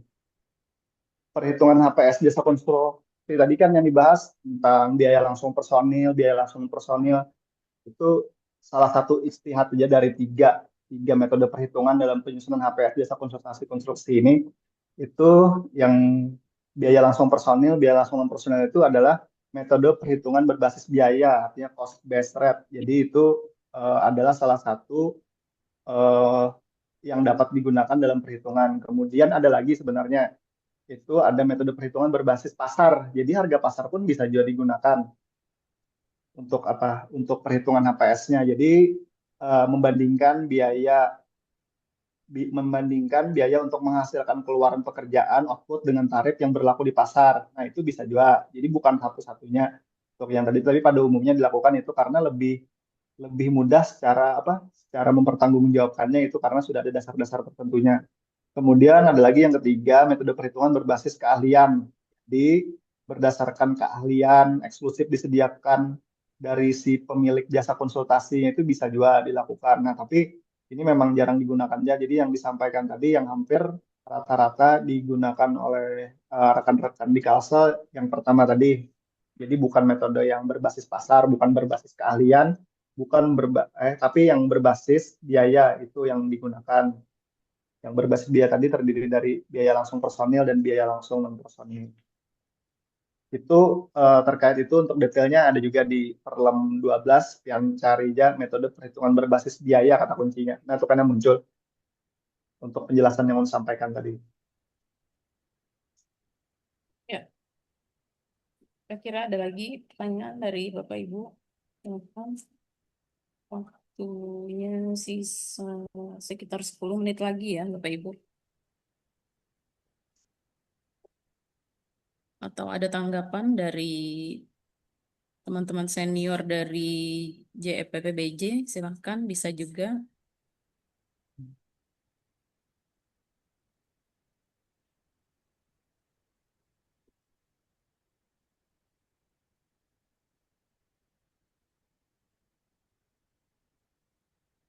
Ada ya.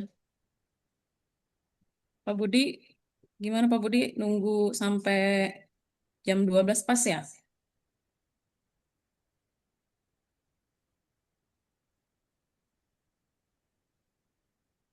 Tidak ada pertanyaan Kalau lagi. kalau belum ada, kalau tidak ada pertanyaan lagi bisa di closing aja Nun.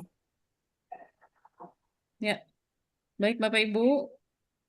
Hari ini sudah hampir pukul 12 siang, artinya waktu kita sudah di ujung pertemuan. Sekali lagi terima kasih atas kehadiran dan partisipasi. Tentunya sangat berarti bagi kami ya Bapak Ibu ya. Iwak Wadi lawan Cacapan. Cakep. Pakai hampalam becacahan.